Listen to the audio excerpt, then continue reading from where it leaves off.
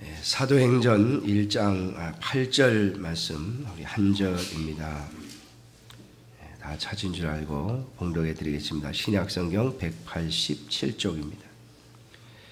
오직 성령이 너희에게 임하시면 너희가 권능을 받고 예루살렘과 온 유대와 사마리아와 땅끝까지 이르러 내 증인이 되리라 하시니라.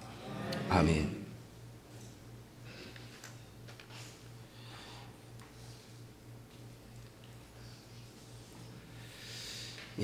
한 주간 동안 잘 지내셨습니까?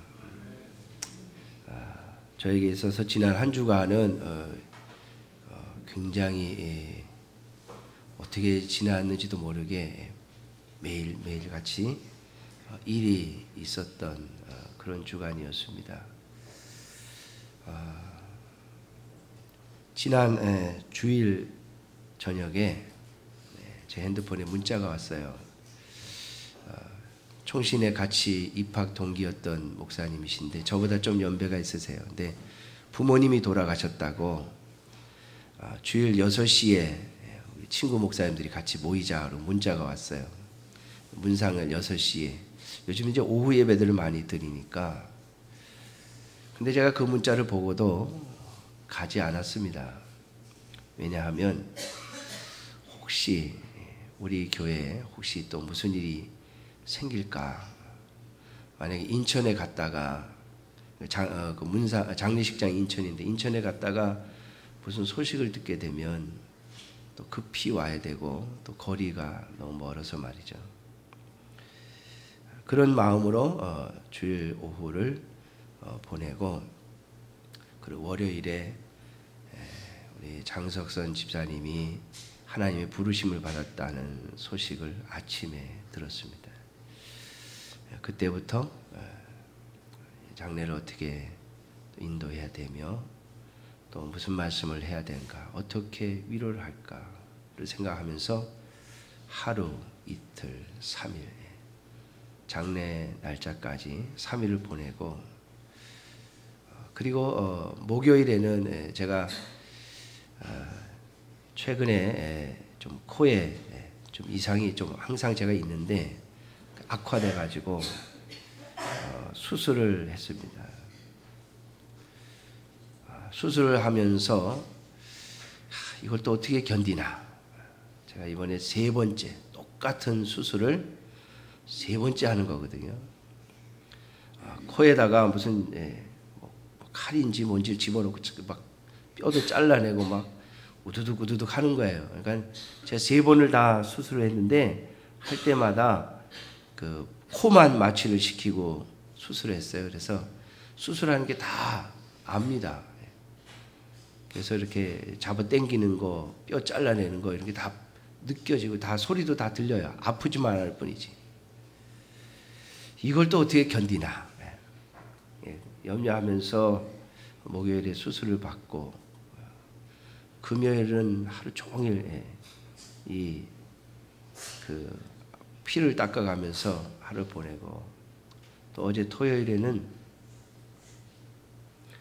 또 감사하게도 이걸 빼준다고 그래서 갔는데 사실 지금 코에 집어넣은 그 솜을 다 빼지 않았습니다. 숨만 쉬도록 안에 있는 건 안 빼고 제 목소리가 좀 이상할 거예요, 여러분. 제가 목사라고 그러니까 의사 선생님이 그러면 우선 설교만 할 수 있도록 숨만 쉬게 이렇게 맨 앞에 있는 것만 빼주겠다 그러면서 그러더라고요. 혹시 좀 설교하다가 이렇게 좀 피가 나서 이렇게 좀 닦아도 거기 성도님들이 다 이해하실 겁니다 이러더라고요. 의사 선생님이 교회를 다니시는지 안 다니는지 제가 물어보지 못했습니다만은 당신이 다 이해할 거래요. 토요일에는 설교를 제가 해야 되나, 만약에 피가 너무 많이 나면 우리 협동 목사님에게 설교를 부탁을 해야 되나 고민하면서 또 하루를 보내면서 또 저희 그 처남 장인이 돌아가셨다 그래서 또 서울에 문상을 갔다 왔습니다.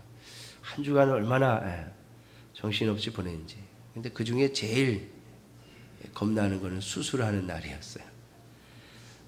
이게 또 마취하고 마취반을 꽂고 또 칼 집어넣고 막 긁어내고 뭐 자르고 하는데 뭐죠, 모타 같은 긁어내는 그 기계 돌아가는 소리를 다 들어요. 막 손을 그 수술대를 막 잡았다 놨다 하면서 근데 막 뼈를 잘라내는데 말이죠. 막 땡기니까 막 눈이 막 아프더라고요. 눈 밑에가 아프다고 막 그랬더니 이래서 부분 마취해야 된다 그러면서 거기까지 하자 그러고 막 뼈도 막 하다가 안 되니까 긁어내고. 근데 그 아픔을 또 그 두려움을 알면서도 제가 왜 3번째 또 수술대 올라갔는가 하면, 물론 뭐 상태가 안 좋아서도 그랬겠습니다만은 수술을 하고요, 다 치료하고 나면 숨 쉬는 게 얼마나 편하고 또 그 숨을 들이마시는 그 기쁨이 얼마나 큰지 몰라요. 숨을 제대로 못 쉬다가 숨을 쉬어서 이 공기가 말이죠. 제가 처음 수술할 때의 그 기억이 있는데요. 공기가 딱 들어가면 이 광대뼈 있는 쪽으로요, 공기 들어가는 이 느낌이 딱 납니다. 얼마나 상쾌하고 기분이 좋은지 그걸 생각하면서 참기로 한 거예요. 저희 집사람이 옆에서 보면서 그러더라고요.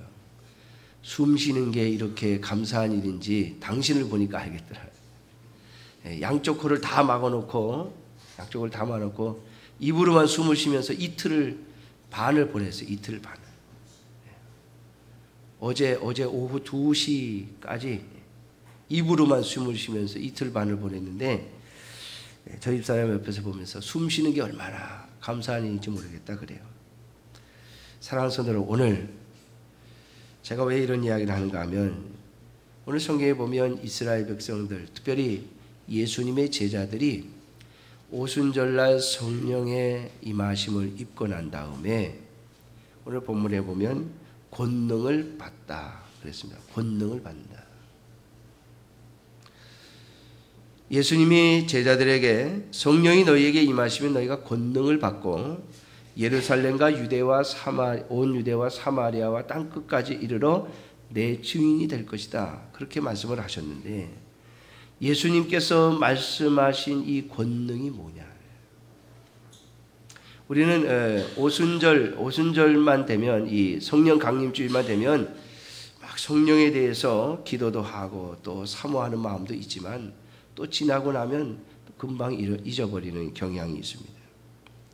그러나 여러분, 분명히 아셔야 될 것은 우리가 예수님을 믿는 것과 예수님을 믿고 하나님의 자녀가 되는 것과 성령의 권능을 입어서 복음을 전하는 일에 담대하게 나아가는 것은 조금 차원이 다릅니다. 예수님을 믿고 거듭나서 하나님의 백성이 되는 것은, 그것은 마치 어린아이가 어머니의 뱃속에서 나오는 것과 같이 그저 태어나는 거예요. 하나님에 대해서 알게 되고 영적인 것에 대해서 눈을 뜨고, 하나님이 계시구나, 예수님이 나를 위해서 십자가에 죽으셨구나, 이걸 알게 되는 것이지, 알게 되는 것이고, 그리고 성령의 권능을 받고 증인이 되는 역사는 또 다른 겁니다. 조금 차원이 달라요. 그래서 어떤 교단에서는, 특별히 우리 교단에서는 중생과 충만, 성령 충만이라고 구별을 하고, 어떤 교단에서는 중생과 성령 세례라고 구별을 하고, 조금 용어의 차이는 있을지 몰라도 분명히 차원이 다른 두 가지가 있다라고 하는 것입니다. 물론 이것은 서로 아주 밀접한 연관이 있습니다. 중생하지 않고 성령 충만을 받는 법은 없습니다. 마치 태어나지도 않은 아이가 뭔가를 할 수 있는 것이 아닌 것처럼, 일단 우리의 육신도 태어나고 난 다음에 그가 어떤 역할을 할 것인가, 많은 역할을 할 것인가, 그렇지 못할 것인가가 결정되어지는 것처럼 우리가 거듭나고 난 다음에, 우리가 중생하고 난 다음에 예수님을 믿고 하나님의 자녀가 되고 난 다음에 주님을 위해서 증인이 되는 삶을 살아가는 것은 조금 다른 차원의 것이다 라고 하는 것입니다. 자, 오늘 예수님께서 승천하시면서 제자들에게 약속하신 이 권능 주심, 권능을 받고 라고 하는 이 말씀은 예수님 승천하시고 난 이후에 열흘 후에 이루어졌습니다. 그리고 성령 하나님으로 말미암아 그분이 주신 권능으로 말미암아 제자들은 예수님이 하나님의 아들이시며 예수님이 구주이시며 예수님이 우리의 구세주이심을, 온 인류의 구주이심을, 그리고 우리의 죄의 문제를 해결하시는 분임을 증언하기 시작했습니다. 놀라운 역사가 있어 오늘 우리에게까지 이 복음이 전파되었고 오늘도 세계 방방곡곡에 하나님의 교회가 세워져 있는 것입니다. 그리고 예수 그리스도를 믿는 자들은 바로 이러한 성령 하나님이 주시는 은혜의 역사 속에서 오늘도 하나님의 나라와 하나님의 교회를 위하여 쓰임받는 자로 세워져 가고 있는 것이죠. 어제 우리 교회에서 좀 작업을 하겠다고 우리 2층 계단에 난관을 페인트 칠을 다시 해야 되는데 그걸 벗기는 작업을 좀 해야 되겠다고 제가 광고를 했더니 우리 성도님 한 분이 교회에 찾아오셨어요. 간식비라고 내놓고 가시더라고요. 여기 오늘 일하시는 분들 아이스크림이라도 좀 사주셨으면 좋겠다. 간식비를 내놓고 가시는데 뭐 그리 큰 돈은 아니에요. 한 3만 원 정도 되는데 어제 일하신 분이 한 분밖에 안 계셔서 어제 못 썼습니다. 내일 이제 페인팅 작업을 할 텐데 내일 오시는 분들이 아마 그 혜택을 받으실 줄 알아요. 그런데 제가 그 헌신을 받으면서 그런 생각을 했습니다. 물론 큰 돈은 아니겠지만 이것을 헌신하신 분에게 있어서는 거의 하루 일당이에요. 하루 종일 직장에서 하루 종일 일하고 받는 일당에 가까운 돈을 헌신한다고 하는 것이 과연 여러분 그냥 되는 것인가? 오늘 여기 너희가 내 증인이 되리라라고 하는 이 주님의 말씀은 여러분 그저 예수 믿으시오 라고 외치는 개념의 정도가 아닙니다. 우리가 길거리에 나가서 예수님 믿으세요 우리 전도지 나눠주는 정도가 아니에요. 예수님의 제자들에게 있어서 예수님의 증인이 된다고 하는 것은 굉장한 위험을 각오해야만 가능한 일입니다. 우리가 알고 있는 것처럼 오순절에 성령 하나님께서 강림하심으로 말미암아 기도하던 120명의 성도들에게 성령이 역사하시자 그들이 방언을 하기 시작했습니다. 오늘날로 말하면 외국어지요. 여러 지역의 말로 방언을 하기 시작했습니다. 그 사람들이 듣고 못 알아듣는 사람들은 야, 저 사람들 술에 취했다 이렇게 말했지만 알아듣는 사람들은 야, 저 사람들이 언제 우리나라의 말을 배웠느냐, 언제 우리 지역의 말을 배워가지고 저렇게 유창하게 말할 수 있느냐. 그리고 말하는 것을 보니까 하나님에 대하여 예수님에 대하여 이야기하는 거구나 알아들었습니다. 여러분 그게 권능입니까? 물론 성령 하나님이 주시는 능력으로 말미암은 것이죠. 그러나 오늘 저는 여러분들이 이 예수님의 제자들이 오순절 성령 강림의 역사 속에서 받은 권능이 무엇인지에 대하여 조금 더 생각해 보기를 원합니다.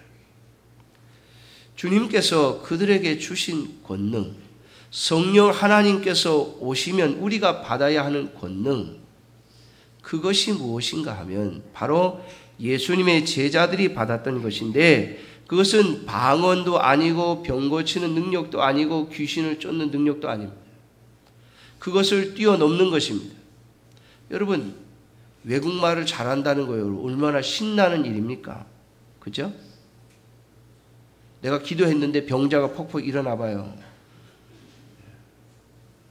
그럼 얼마나 신납니까? 또 내가 기도했는데 귀신 들린 사람이 딱 귀신이 떠나가면 얼마나 기쁜 일이겠습니까? 오늘 그러한 일들을 가르쳐 준다고 신문에 광고를 내는 분들도 있더라고요. 그게 어디 가서 배워서 되는 건지는 제가 모르겠습니다. 여러분, 우리는 바로 그러한 역사들, 방언을 하고 귀신을 쫓고 그리고 병을 고치는 것이 성령님이 오셔서 주시는 권능이라고 생각하는 사람들이 많습니다. 얼마 전에 제가 어떤 우편물을 받았는데 거기에 그런 글귀가 있더라고요. 예수님께서 이 땅에 오셔서 하신 일들 중에 70%가 병 고치고 귀신 쫓아내시는 일이었다. 그러니까 우리도 그 일을 해야 된다. 이러더라고요. 여러분, 성령께서 역사하시면 분명 그 일을 해야 할 것입니다.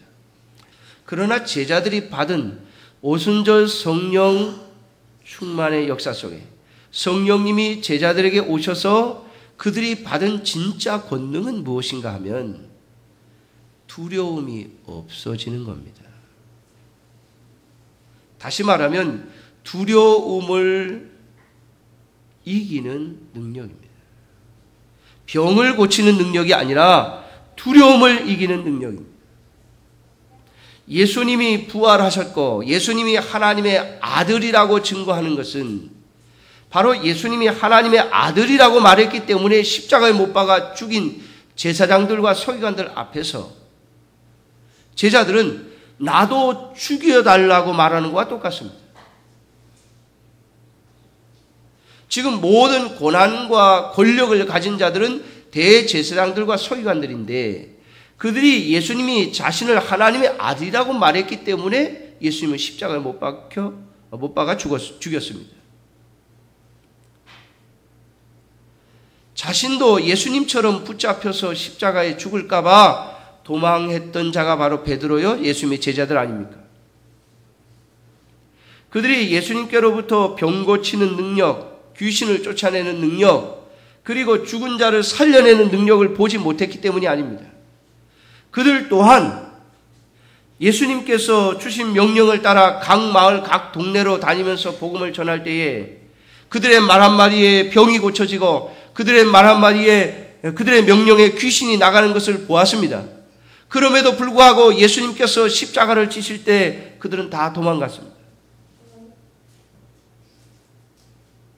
그런데 오순절 성령 강림의 역사가 있고 난 다음부터 제자들은 예수님을 하나님의 아들이라고 말하고 예수를 메시아라고 말하면 내가 너희들을 죽일 것이다 라고 하는 대제사장들과 서기관들과 장로들의 협박을 받으면서도 두려워하지 않았다는 겁니다. 여러분, 사도행전을 가만히 읽어보십시오. 우리는 사도행전을 읽으면서 많은 사람들이 제자들을 통해서 일어난 어떤 능력의 역사에만 관심이 있습니다. 자, 왜 그런가 하면 그러한 능력을 행하면 오늘 이 시대에 많은 사람들로부터 환영을 받기 때문입니다. 여러분, 병 고치는 능력, 귀신을 쫓아내는 능력, 그런 능력을 행하는 자들이 핍박을 받는 거 보셨습니까? 병 고쳤다고 귀신 쫓았다고 감옥에 집어넣는 거 보셨습니까? 안 하잖아요. 그런데 예수님의 제자들의 시대에는 병을 고치고 안진뱅이를 일으키고 그 능력을 행하면서 이것이 바로 예수의 능력이라고 말할 때마다 제자들은 감옥에 갇혀야 했고 매를 맞아야 했고 붙잡혀 들어가야 했습니다. 사랑하는 성도 여러분, 성령께서 우리에게 오셔서 주시는 참된 능력은 두려움으로부터 벗어나는 거예요. 성령께서 내 속에 와 계신가 안 계신가를 확인하는 방법이 여기 있습니다. 제자들은 그들을 협박하는 자들 앞에서 담대해졌고 그리고 자신들을 감옥에 가두는 자 앞에서 두려워하지 않았습니다. 베드로가 한 말을 보십시오. 내가 하나님을 좋게 하랴 사람을 좋게 하랴. 하나님의 말씀을 들으랴 너희의 말을 들으랴. 사랑하는 성도 여러분, 오늘 성령 충만의 역사의 첫 번째 성령께서 우리에게 오심으로 말미암아 우리가 받는 첫 번째 권능의 모습은 두려움이 사라지는 것. 두려움을 이겨내는 권능입니다. 두 번째로 그들에게 온 성령 하나님으로부터 온 권능은 죽음 앞에서도 끄떡하지 않는 겁니다. 제가 오늘 주일학교에서 그런 얘기를 했습니다만 우리 교회가 후원하고 있는 우리 김항철 선교사님, 제가 몇 번 말씀을 드렸습니다만 이분은 원래 영국에 가서 유학해서 학위 따고 그리고 한국에 들어와서 서울의 왕송교회 같은 교회를 하고 싶은 것이 이분의 꿈이었어요. 근데 하나님께서 어떤 계기를 통해서 너 나에게 선교사로 헌신한다고 했던 거 어디 갔냐? 그럼 물으시는 바람에 그걸 끄집어내시니까 맞습니다. 내가 그렇게 소원했습니다. 왜 근데 딴 생각하고 있냐? 이러셔서 자신의 계획을 다 내려놓고 선교사 훈련을 받다가 캄보디아로 가신 분입니다. 그런데 이분이 캄보디아로 가게 된 이유가 있습니다. 이분보다 앞서 캄보디아에서 선교하시던 분이요. 고향 한국에 돌아왔다가 잠깐 들어왔다가 다시 캄보디아로 전 가족이 다시 선교지로 돌아가다가 비행기가 추락해가지고 선교사 가족이 다 죽었어요. 그래서 그 자리를 대신하기 위해서 캄보디아로 갔습니다. 여러분 같으면 되시겠어요? 내 앞에 선교사가 비행기 사고로 죽었어요. 아마도 선교비 아끼려고 캄보디아 비행기 탔다가 떨어진 것 같아요. 옛날에는 이 캄보디아로 직접 가는 비행기가 없었고 베트남에 내려가지고 베트남에서 다시 캄보디아 가는 비행기를 타고 갔대요. 아마 그렇게 타고 가다가 캄보디아 비행기가 떨어져서 죽은 것 같아요. 자기 앞에 선임자가 죽은 자리에 그 자리에 또 들어간다는 것이 여러분 어떻습니까?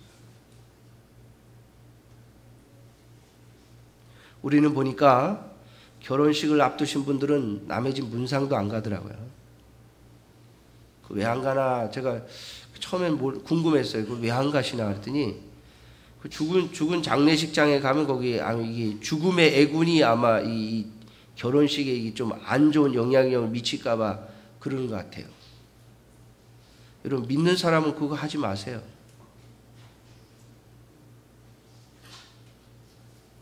하나님의 자녀를 무슨 죽음의 애군이 쫓아다닙니까?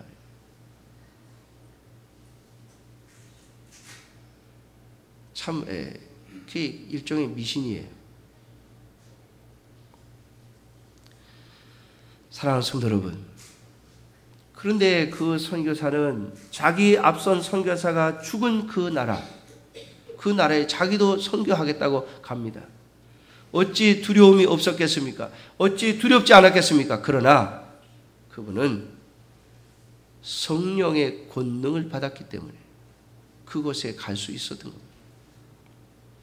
두려움을 이기고 죽음을 이겨내는 능력이죠. 사탄은 제자들을 그냥 두지 않았습니다. 제자들을 통해서 많은 능력이 일어나자 그 당시의 권력자들을 충동시켜서 초대교회 사도행전에 보면 두 사람을 죽입니다. 하나는 야고보를 목베어 죽이고 한 사람 스데반은 돌로 쳐서 죽입니다. 자신의 동료가 죽어갔음에도 불구하고 그 죽음을 두려워하지 않고 계속해서 예수를 전하는 제자들의 모습, 여러분, 그것이 바로 성령이 오셔서 주신 권능입니다. 마지막 한 가지 더 말씀을 드립니다. 성령이 오셔서 주시는 권능은 고난과 핍박을 두려워하지 않는 것을 뛰어넘어 죽음 앞에서도 겁내지 않는 담대함을 뛰어넘어 죽어도 감당하는 역사입니다. 사랑하는 성도 여러분, 오늘 우리에게까지 복음이 전파될 때까지 수많은 사람들의 생명이 희생됐습니다. 수많은 사람들이 복음을 위해서 죽었습니다. 오늘도 수많은 사람들이, 수많은 선교사들이, 수많은 성도들이 복음을 위해서 생명을 내어놓고 있습니다. 이것이 어찌 가능합니까? 어떤 사람들은 남들이 이해할 수 없는 수많은 희생과 헌신으로 복음을 전하는 데 앞장서고 있습니다. 예수 그리스도의 증인이 되는데 말입니다. 종종 하나님이 능력을 나타내 주시기도 하고 종종 하나님은 그냥 두시기도 합니다. 여러분, 능력이 성령의 권능이 아니라 두려움 없이 예수 그리스도의 증인으로 살기 위하여, 예수 그리스도의 증인으로 살기 위하여 그 어떤 것도 두려워하지 아니하고 심지어 생명도 두려워하지 않고 나아가는 그 심령, 그것이 바로 성령의 권능을 받은 자의 심령입니다. 사랑하는 성도 여러분, 우리가 증인이 된다고 하는 것, 참으로 많은 어려움과 환난을 각오해야 할 것입니다. 그러므로 오직 하나님께서 주시는 권능을 받고서야만이 이 일을 감당할 수 있습니다. 그러므로 사랑하는 성도 여러분, 진정 저와 여러분들이 하나님께서 주신 예수 그리스도의 증인의 사명을 감당하기를 원하신다면 성령 충만을 구하는, 성령께서 권능 주시기를 구하는 여러분들이 되시기를 주님의 이름으로 축원합니다. 그리고 그 권능은 두려워하지 않는 마음입니다. 우리에게서 나타나는 어떤 능력이 아니라 두려워하지 않는 마음 말입니다. 주께서 역사하실 때마다 사단은 방해했고 하나님의 권속들을 핍박했습니다. 오늘도 복음이 전파되는 곳마다 예수 그리스도의 증인들이 가서 예수님의 능력을 나타내는 곳마다 사탄은 역사할 것입니다. 사도행전을 가만히 읽어보십시오. 가는 곳마다 사탄의 역사가 있습니다. 가는 곳마다 교회가 핍박을 받습니다. 그래도 하나님의 자녀들은, 특별히 성령의 충만함을 입은 자들은 두려워하지 않고 그들에게 주신 사명, 하나님의 백성, 하나님의 자녀로서 살아가는 예수 그리스도의 증인의 삶을 포기하지 않습니다. 물러서지 않습니다. 사랑하는 성도 여러분, 두려움 없이 주신 사명을 밀고 나가는 성령 하나님의 권능의 역사가 저와 여러분들에게 또 우리 교회에 임하기를 주님의 이름으로 축원합니다. 기도하겠습니다.